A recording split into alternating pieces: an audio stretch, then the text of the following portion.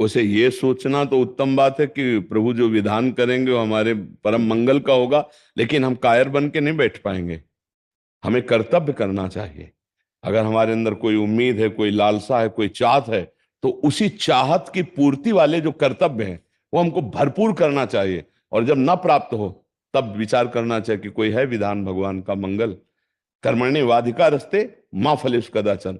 फल की तरफ से हम सुख दुख के समय कृत्वा लाभा लाभो जया जयो। जय पराजय में, लाभ हानि में, सुख दुख में समान भाव रखकर हम अपने कर्तव्य का पालन करें, हम अपने कर्म को करें। कायर बन के बैठने के लिए ना गीता जी बोलती है और ना कोई भागवतिक उपदेश है कि आप कायर बन करके भगवान के भरोसे बैठ जाओ। ऐसा नहीं है। कायर नहीं, अपने कर्तव्य का पालन करो और जय पराजय में, लाभ हानि में, सुख दुख में भगवान के विधान को मानो। कि हमने बहुत मेहनत की लेकिन लाभ जितना मिलना चाहिए नहीं मिल पाया, इसका मतलब भगवान का कोई विधान है ऐसा जो परम मंगल है, हमारा कोई कर्म ऐसा है जो हमको नीचा गिराना चाहता है। हमने प्रयास किया, अब दोबारा प्रयास करेंगे, हम तिबारा प्रयास करेंगे और हम सफल होंगे। कर्म करना हमारा परम कर्तव्य है। कायर बन करके भरोसे पे ऐसा नहीं कहा।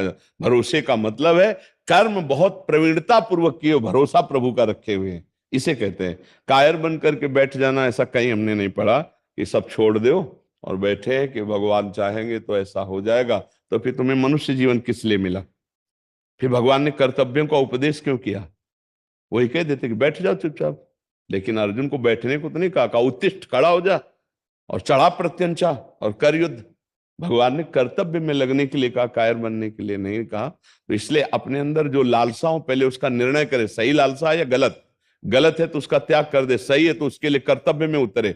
एक बार नहीं, दो बार नहीं, तीन बार नहीं, 100 बार हारेंगे फिर भी हम प्रयास करेंगे। हम भगवान के अविनाशी बच्चे हैं, अविनाशी अंश हैं। हम उपाय करेंगे वो जिससे हम जो चाहत की है वो हमें प्राप्त हो। पर चाहत का निर्णय देख लेना चाहिए, असत है या सत, गलत है या सही। अगर सही है तो प्रयासरत हो, विजय प्राप्त होगी।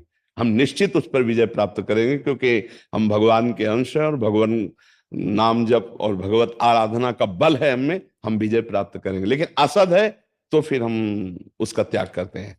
असद वासना की पूर्ति के लिए हम भजन का प्रयोग नहीं करते हैं, सद वासना की पूर्ति के लिए भजन का प्रयोग करते हैं।